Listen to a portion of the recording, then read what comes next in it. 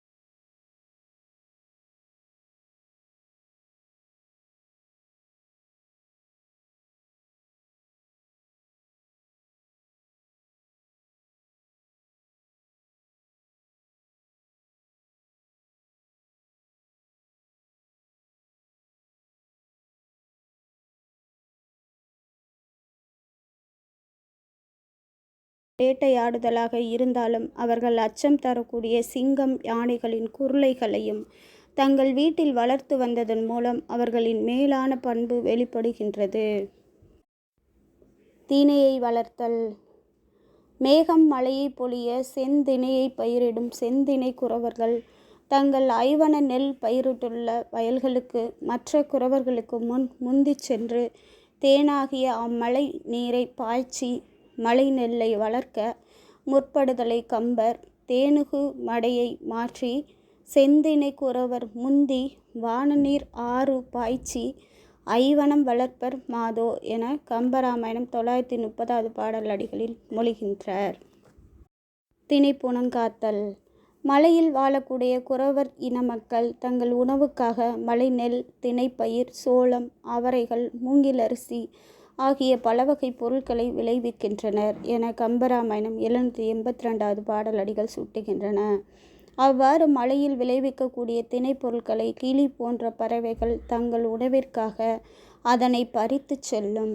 இவ்வாறு பறவைகள் திணை கதிர்களை பறிக்கா வண்ணம் அவற்றை விரட்ட குறவர்கள் திணை பயிரிட்டுள்ள வயலருகே பரண் அமைத்து அதில் அமர்ந்து திணைப்புணத்தை காவல் செய்து வருவர். இத்தொழிலில் ஆண்களாகிய குறவர்களும் பெண்களாகிய கொடிச்சிகளும் ஈடுபட்டு வந்துள்ளனர். கிளி முதலிய பறவைகளையும் விலங்குகளையும் கடிய பறை, தட்டை எனப்படும் கிளி கடிகோல், தழல் எனப்படும் கிளி கடி கருவி முதலியவற்றை கொண்டு ஓசை எழுப்பி பறவைகளையும் விலங்குகளையும் ஓட்டுவர். வேடர்கள் கவனிக்காத பொழுது அவர்களிடம் இருந்த பறையை ஆண் குரங்கு ஒன்று எடுத்து முழக்குதலையும் கம்பராமாயணம் 770வது பாடலில் குறிப்பிடுவர். இயற்கையோடு ஏய்ந்த குறவர் வாழ்வியலை இது நன்கு புலப்படுத்தும். கிளி ஓட்டுதல். நெய்தல் நில பெண்கள் செவ்வழி பண்ணை பாட அப்பாடலை கேட்டு திணைப்புணம் காக்கும் குறிஞ்சி நில பெண்கள் அப்பாடலின் இனிமையால் உறங்கிவிட கிளிகள் கதிர்களை கொள்ளையிடுகின்றன. கம்பராமாயணம் 66வது பாடலில்.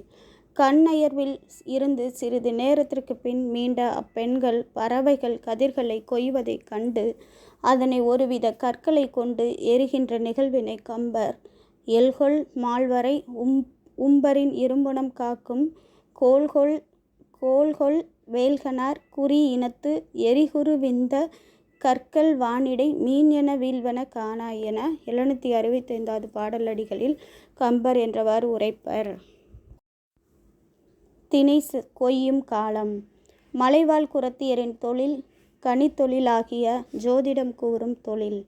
கனித்தொழிலை உடைய அக்குறத்தியர்க்கே வேங்கை மரம் தன் பூக்களை மலரச் செய்து அதன் மூலம் அவர்களுக்கு கனித்தொழில் புரிந்து திருமணம் நிகழ வேண்டிய காலத்தை அறிவிக்கும்.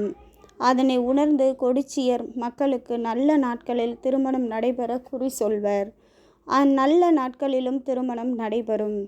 வேங்கை மலர் பூத்தலால் குறமகளிரின் கூற்றுப்படி திருமணம் நடைபெறுவதோடு குறவர்கள் பயிரிட்ட திணையையும் கொய்ய வேண்டிய காலத்தையும் குறத்தியருக்கு அறிவிப்பதை பன்மலர் பவள செவ்வாய் பனிமலர் குவளை என்ன கண்மலர் கொடிச்சி மார்க்கு கனித்தொழில் புரியும் வேங்கை என கம்பராமாயணம் 929வது பாடல் அடி சுட்டுகின்றது. இதன் வழி மலர்களை கண்டு காலத்தை கணிக்கும் ஆற்றல் உடையவராய் குறமகளிர் விளங்கியமை புலனாகும். கிழங்குகளை அகழ்ந்தெடுத்தல். மலைவாழ் மக்களின் மற்றொரு தொழிலான கிழங்குகளை அகழ்ந்தெடுக்கும் தொழிலிலும் ஆண் பெண் என இருவரும் ஈடுபட்டுள்ளனர். அம்மக்கள் வள்ளிக்கிழங்கு, கவளைக்கிழங்கு ஆகிய கிழங்கு வகைகளை பயிரிட்டு வளர்த்து வந்துள்ளனர். குறவர்கள் பயிரிட்டுள்ள கிழங்குகள் விளைந்தவுடன் அங்கு உழவக்கூடிய காட்டு விலங்குகள் அக்கிழங்குகளை தோண்டி எடுத்து உண்ணும். காட்டுப்பன்றிகள் வள்ளி கவளைக்கிழங்கை தோண்டிய நிகழ்வை கம்பர் கரிய மாக்கிழங்கு அகழ்ந்தன என 781வது பாடலில் சுட்டுகின்றார். அங்குள்ள கருநிற குறவர் குலப்பெண்கள் தங்கள் பயிரிட்டுள்ள கிழங்குகளை தோண்டி எடுப்பதற்கான காலம் வந்தவுடன் அதனை மற்றவர்களுக்கு அறிவிக்க பறையொலிகளை முழக்கிச் செல்வர். இதிலிருந்து குறப்பெண்கள் கூட்டமாக சென்று கிழங்கு அகலும் தொழிலில் ஈடுபட்டமை புலப்படுகின்றது. இவ்வாறு வள்ளிக்கிழங்கை கிண்டி எடுக்கும் மகளிர் தம் கையில் அகப்பட்ட இரத்தினங்களை எரிய அது முன்புறம் கிழங்குகளை தோண்டும் பன்றிகளின் மீது பட்டு அவை தோண்டிய கிழங்கை அங்கேயே விட்டுவிட்டு ஓடுகின்றன என கம்பராமாயணம் 65வது பாடலில் கம்பர் சுட்டுகின்றார். குறிஞ்சி மகளிரின் பேதமையும் ஊடலும். பெண்களை அச்சம், மடம், நாணம், பயிர்ப்பு என 4 குணங்களும் நிறைந்தவர்களாக சுட்டுவது மரபு. இக்குணங்களில் பேதமை தன்மையை பெற்றுள்ள குறிஞ்சி மகளொருத்தி மலையை ஒட்டியுள்ள வானத்தில் தோன்றும் நிலவை எட்டி பிடித்து கொண்டு அது களங்கமாக உள்ளதென அதன் கரையை போக்க எண்ணி அந்நிலவின் குறையினை தன் ஆடையினால் துடைக்கின்றாள் என கம்பராமாயணம் 770வது பாடல் சுட்டுகின்றது. குறமகள் திணைப்புனம் காக்கும் பொழுது உறங்கிய நிகழ்வால் கதிர்கள் கிளியிடும் கொள்ளை போனதை அறிந்த குறமகன் குறத்தியின் மீது கோபம் கொண்டான். குறமகள் திணைப்புனம் காக்கும் பொழுது உறங்கிய நிகழ்வால் கதிர்கள் கிளியிடம் கொள்ளை போனதை அறிந்த குறமகன் குறத்தியின் மீது கோபம் கொண்டான். குறவனின் அத்தகைய கோபத்தால் அவன் மீது ஊடல் கொண்ட குறத்தி அவனை கூடாது இருந்தாள். அப்போது கிண்ணற மிதுனங்கள் காம உணர்ச்சி தோன்ற பாடிய பாடலால் ஊடலை கொண்ட அக்குறமகளே ஊடலை கைவிட்டு கணவனை சேர்ந்ததனை கம்பர் கூடுகின்றலீர் கொடிச்சியர் தம் மனம் கொதிப்ப ஊடுகின்றனர் கொழுநரை உருகினர் நோக்க பாடுகின்றன கிண்ணறம் மிதுனங்கள் பாராய் என கம்பராமாயணம் 760வது பாடலில் சுட்டுகின்றார். குறமகளிரின் அச்சம்.